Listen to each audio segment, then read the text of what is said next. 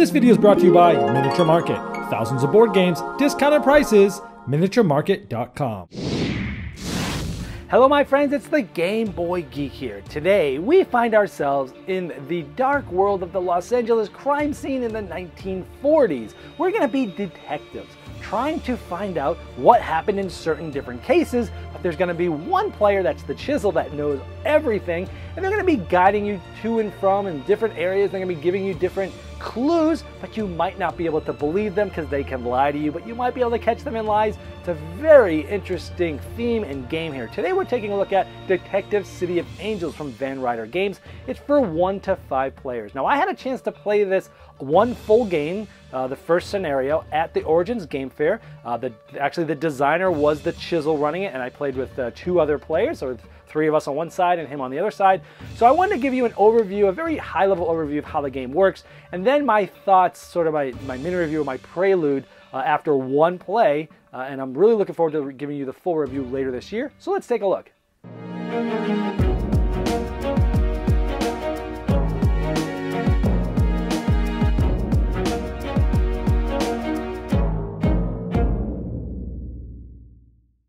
Here's what the game looks like when it's all set up. Most players will be detectives. They're trying to be the first detective to solve the crime. Each of them will get a player board with different cubes to track actions and a detective sheet to keep notes. One player will be the chisel. They will have perfect knowledge of the case, and they'll be reading certain things about the case itself. They'll also be giving answers to some of the investigations, but the chisel can misdirect people and lie. They can get caught in lies, but the chisel's trying to make it so that nobody solves the case, and if so, they win. So at the beginning of each case, the chisel will read what the case is about, what's going on, the premise, the characters, and some specific locations of interest.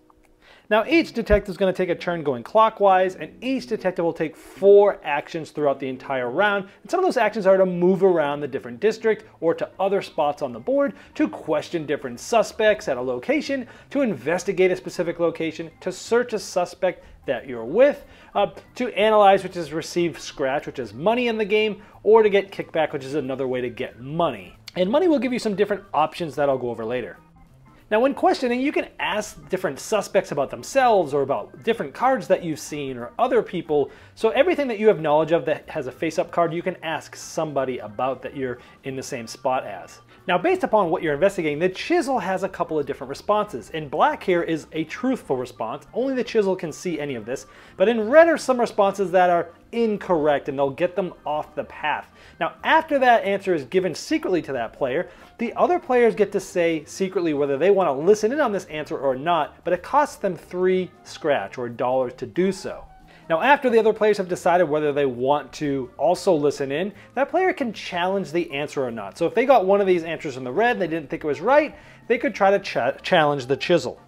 Now if the detective challenged the chisel saying it wasn't correct, and indeed it was a lie, then that detective gets leverage over that character. And anytime they ask things on that character, they can force them to give them the right answer, and it gives them some other benefits throughout the game as well. However, if they challenge and it was the most truthful answer, well, at least they know it was true, but now the chisel has leverage over it, and they can do things to make their lives harder, like not allow them to challenge a certain time and some other things that makes it harder for them. Now each detective once per game can try to solve early, and they'll put the suspect card in name, the weapon card in name, and the motive. And then the chisel will write down how many they got right. Not which ones, but how many. If they got them all right, they win. It's a good sort of way to try to give some tenseness to the game. Now there's other actions too that cost a different amount of money. The goon, you pay $2, and sometimes the chisel can block a question. That's if they had gotten leverage over you, meaning you wrongly challenged earlier. You can pay to ask the question anyways. Snitching we already talked about, you pay 3 to listen in on another player's conversation. Now sometimes detectives will have certain information that you don't, and they're off the board, and you can pay 2 if you're in the same spot as them and do the detective action, and you get to see the card that they have that no one else has. Or you can do the officer action, spend 3, and go to a police station and look at another card that some other detective has knowledge of. Now here's what the whole board looks like. It's broken up into different districts. You're moving around different spots. On the bottom right, there's a numbers there, and sometimes information will come out, and only that player will have that information. And you can choose to wait a certain amount of turns, and that information will be given to everybody, or you can use some of the actions I talked about to spend money to get those earlier, so it's time versus money. Now, Detective City of Angels is meant to be played competitively, but there is a cooperative and solo play variant that you can use as well. Now, the game comes with 8 unique cases and over 300 cards in the base game. And there's also an expansion, Bullets Over Hollywood, which is 4 more cases with 200 cards. All right, well, there was my quick overview. Again, after one play, this is what I'm thinking of the game. The game has a very rich theme that's integrated into the whole entire game. Like the things that happen and the things you read on the card and just the look and feel of the game. And you really feel like you're immersed into a story of this game as you're playing it, even though things are happening on the board. You know, you go through the cards, you read the stories. It's just, you really feel like you're part of actually what's happening, as opposed to just sitting at a table playing a game. The asymmetry of this game is really cool. The fact that many of you are trying to figure things out, you're trying to be the first one to do it, it's kind of a race, but then on the other side, the game is completely different because they're kind of moderating the game and throwing you curveballs, finding the right time to lie to you, trying to gain leverage and things like that. So that one versus many as well is very interesting. I like that even though it's a race and you go against other players, you're learning things on other players' turns. So you can by bribing them. So you get some scratch, which is money in the game. And as you have that money, you use that as currency to bribe and get information on other players' turns, but you got to find the right time to use those. I think that's really cool. Anytime you have a deduction game, getting information on other players' turns is big. Even if you don't do that, you know, someone goes somewhere and they get a card and they read it. And just by their emotions and reading their face as they read that card can tell you some things. Wow, was that exciting? Wow, was that stupid? Wow, should I go there too? So even though sometimes you don't gain all the information, you can glean some, but you can use that money to get to exactly see what they have, and I think that's cool. I like the getting leverage for future questioning. So if you get an answer and you think it's a lie, and you call them out, and it was a lie, then you gain leverage, and that's really cool because it can help you out later. They have to give you the right answer then, and it's just like a really cool mechanism to have that. But if you're wrong, then they get leverage on you, and then, you know, they can make it so that you cannot get the right answer at some points. And so lots of different things playing out there, and I just love the aspect that that was sort of different. I like that once players get some certain evidence, it comes out towards the bottom of the board, and it's going to take you 3 or a certain amount of turns in order for you to be able to see that. And I like that you can like pay to see what those are earlier, or you can sort of just do other things and wait, and eventually they'll be up to you. So I like that someone that went off and found some evidence or something, they get to see it, and others can pay to see it, but otherwise they have like a three turn head start on that information. And then even watching what they do after that can give you some information. So a lot of good deduction here. I love that you can try to solve early. If you get all 3, you're right and you win. Otherwise, they basically just tell you how many. When I played this, I guessed and I got 2 of the 3 right. And I was like, oh man. And then as it went on, I thought I knew it. But then on my last turn, I got a piece of information that changed the thing that I thought was right, and I changed it and I ended up winning the game. So really cool how you think you can get close, but then at the last minute I switched. So that was kind of cool. But I like that you can you get that guess early, and you don't know which ones you get right, you just know how many, and that was cool. I'm saying that this game was similar in feel, I would say, to Sherlock Holmes Consulting Detective or games like that.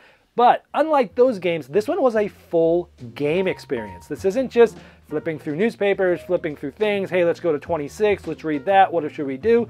This is, I'm literally going over here. I'm spending actions. How much actions do I want to spend over here, over here? What should I do based upon what they did?